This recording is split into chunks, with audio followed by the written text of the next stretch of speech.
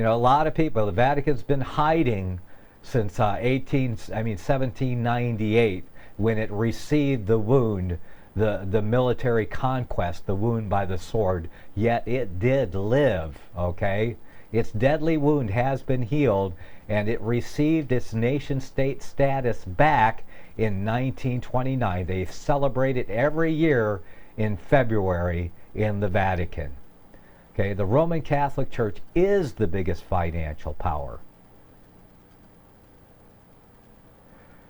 Wealth accumulator and property owner in existence, possessing more material wealth than any bank, corporation, giant trust, or government anywhere on the globe. The Pope, who is the visible ruler of this colossal global wealth, is one of the richest men on earth. While 2/3 of the world earns less than $2 a day, and 1/5 of the world is underfed or starving to death, the Vatican hoards the world's wealth, profits from it on the stock market, and at the same time preaches about giving. Like Vatican City, London's inner city is also a privately owned corporation, or a city-state, located right smack in the heart of Greater London. It became a sovereign state in 1694 when King William III of Orange privatized and turned the Bank of England over to the bankers. By 1812, Nathan Rothschild crashed the English stock market and scanned control of the Bank of England. Today, the city-state of London is the world's financial power center and the wealthiest square mile on the face of the earth. It houses the Rothschilds' controlled Bank of England, Lloyd's of London, the Stock Exchange, all British banks, the branch offices of 385 foreign banks, and 70 U.S. banks. It has its own courts, its own laws, its own flags, its own police force. It's not part of the Greater London, England, or the British Commonwealth, and it pays no taxes. The city-state of London houses Fleet Street's newspaper and publishing monopolies.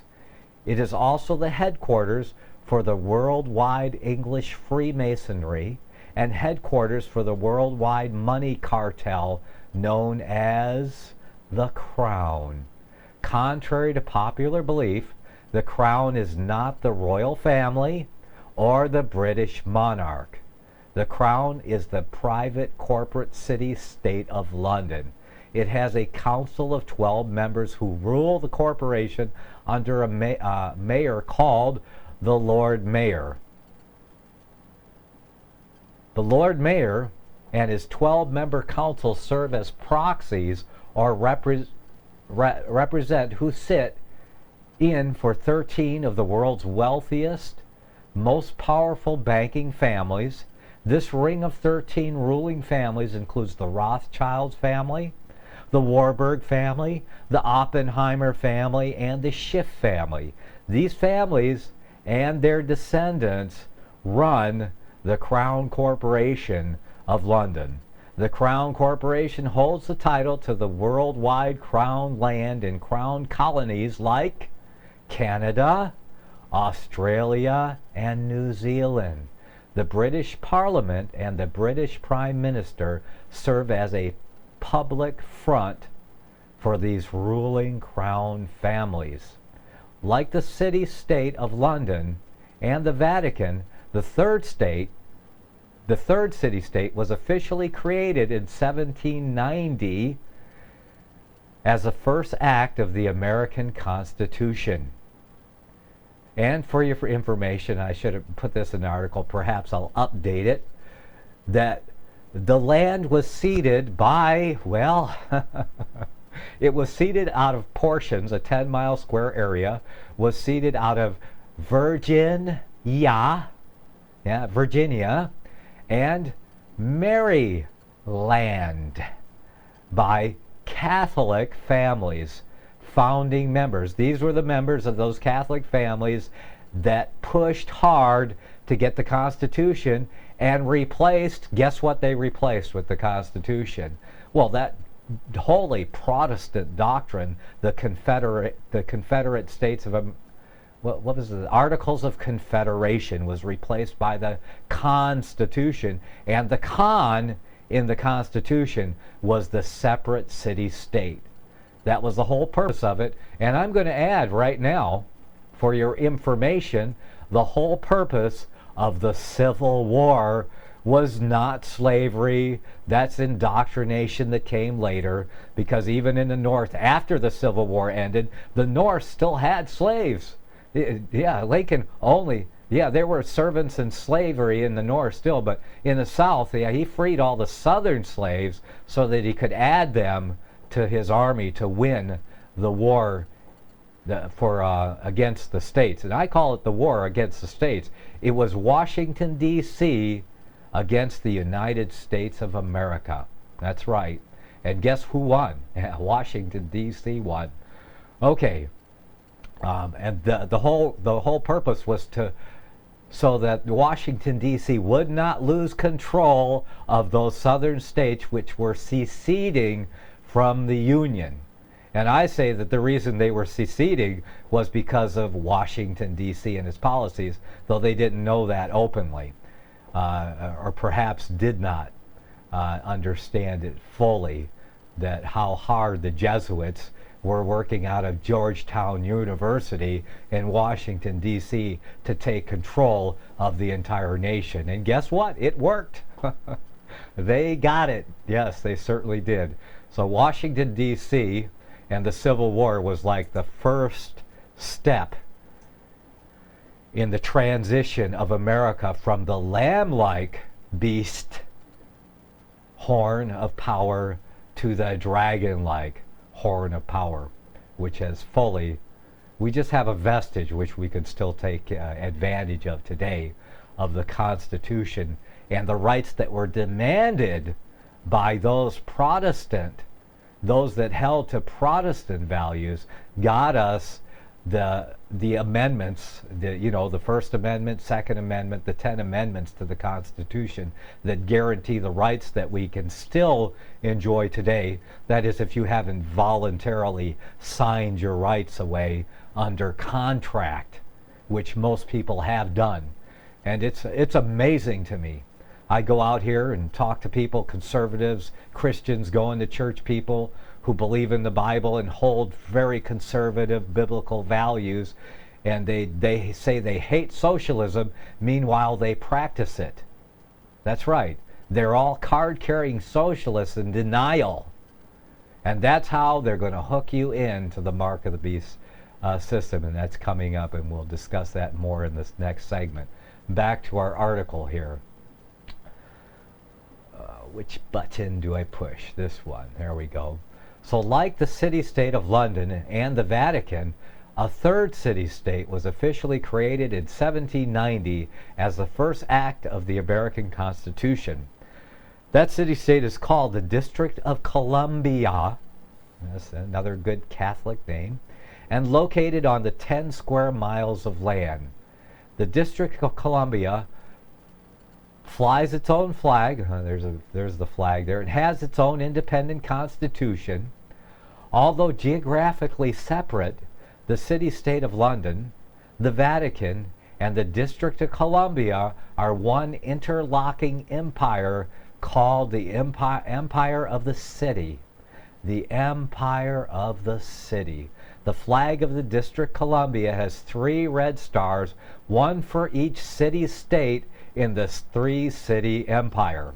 This corporate empire of 3 city-states controls the world economically through London's inner city, militarily through the District of Columbia, and spiritually through the Vatican.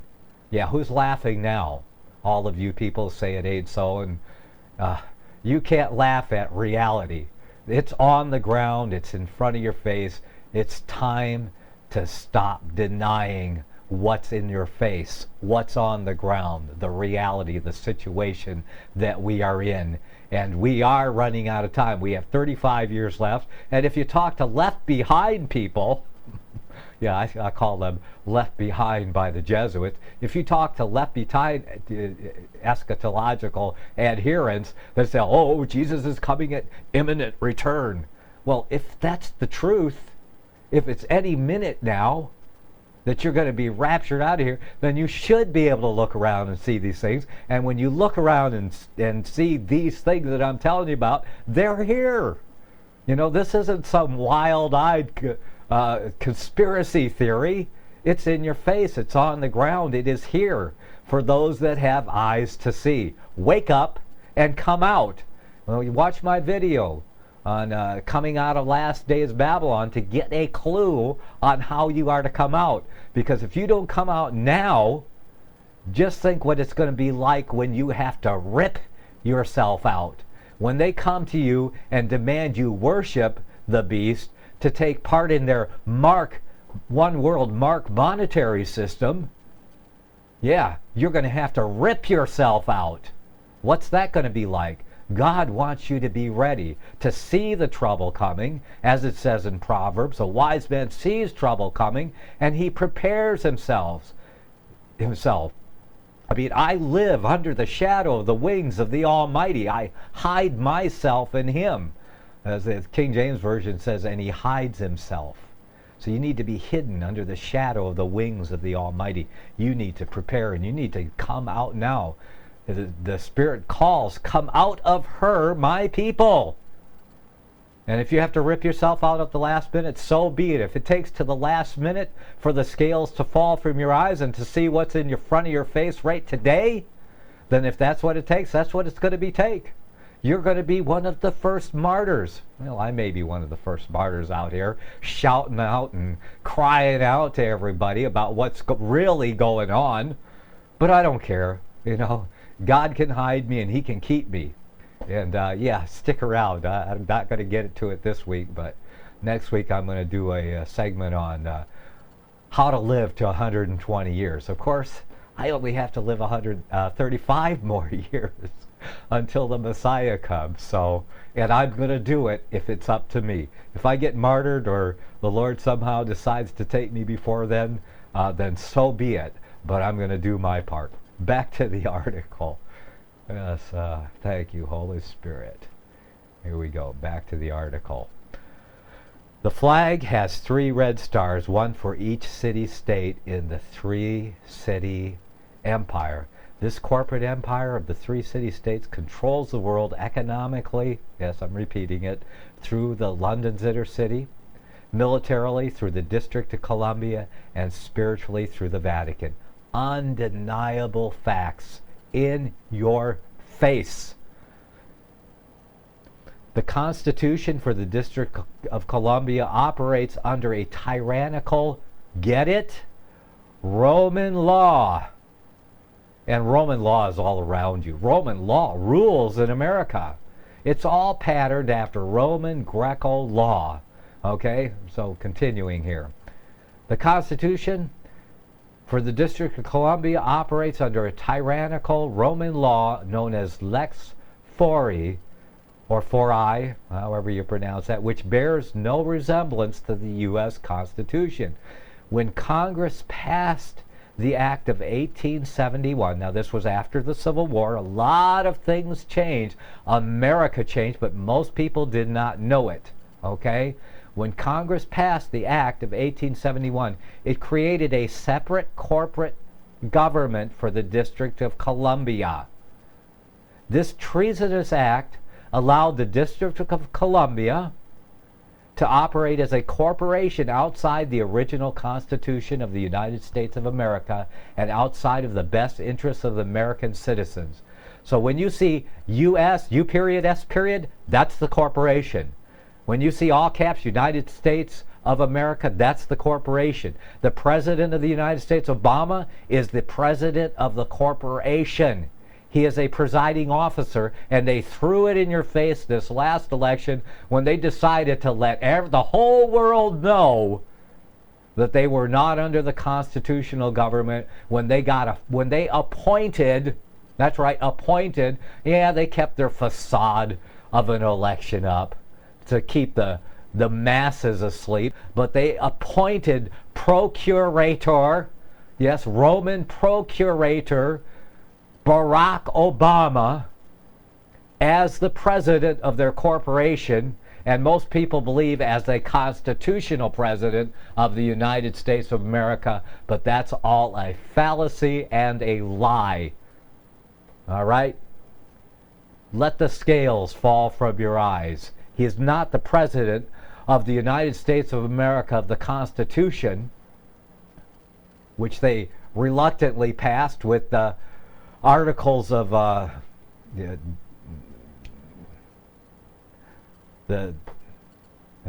lost the name of it. The Bill of Rights, that's right, which they reluctantly passed with the Bill of Rights. But they changed it all in 1871. Did they tell you about it? No, but it is a matter of public record. You can research these things. If you don't believe the things I'm saying, find them out for yourself. The article's on my website. Check it out for me. Do the fact finding for yourself, and you'll find that the facts are accurate enough to give you pause, okay?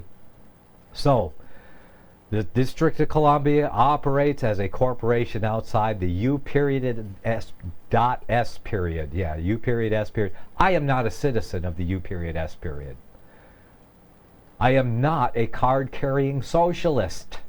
I do not have a 9-digit number that requires me to fill out a 1040 financial inquisition form every year to my master. I refuse to volunteer for that nonsense. Yes, I have a right to self-determination. I do not have to be a socialist. Oh yeah, they're cutting me out of this and that. Because all the time, every time I turn around, they're requiring the socialist number for a new thing that I have to give up. Yeah, that's the way it works, and that's how you have to live without the mark of the beast. Okay, although King George III of England gave up most of his claims over the American colonies, he kept his right to continue receiving payment for his business venture of colonizing America. If America had really won the War of Independence, they would never have agreed to pay debts and reparations to the King of England. Facts of history, my friends. America's blood-soaked War of Independence against the British bankrupt America and turned its citizens into permanent debt slaves of the King. In the War of 1812, the British... is that sentence right? America's blood-soaked War of Independence against the British bankrupted America and turned its citizens into permanent debt slaves to the King. That's true. In the War of 1812, the British torched and burned to the ground the White House and all U.S. government buildings and destroyed ratification records of the U.S. Constitution. In 1604, a corporation called the Virginia Company was formed in anticipation of the imminent influx of white Europeans, mostly British at first, into the North American continent. Its main stockholder was King James I, and the original charter for the company was completed by April 10, 1606. The Virginia Company owned most of the land of what we now call the USA. The Virginia Company, the British Crown, and the bloodline families had rights to 50% of all gold and silver mined on its lands, plus percentages of other minerals and raw materials, and 5% of all profits from other ventures. The lands of the Virginia Company were granted to the colonies under a deed of trust on lease, and therefore they could not claim ownership of the land. They could pass on the perpetual use of the land to their heirs and sell the perpetual use, but they could never own it. Ownership was retained by the British Crown, and we discussed who they are. The original organic Constitution reads, the Constitution for the United States of America. The altered version, the 1871 version, reads, the Constitution of the United States of America, as opposed to the Constitution for the United States. And notice the caps is lower here on the original, but now on the one they're using today, it is upper, and it's of the United States. It's the corporation. This was the organic. This is the corporate.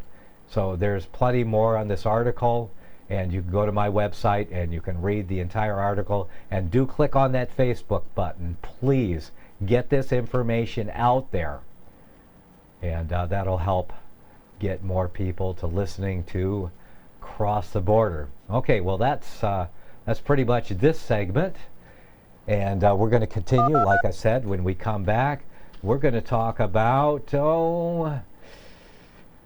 the kings of the East. I think we'll talk about that, and the one world mark. We'll talk about those two things in the following segments. So don't go anywhere. You're listening to Cross the Border. Visit my website, crosstheborder.org, and tell a friend. We'll be back after the news, so don't go anywhere.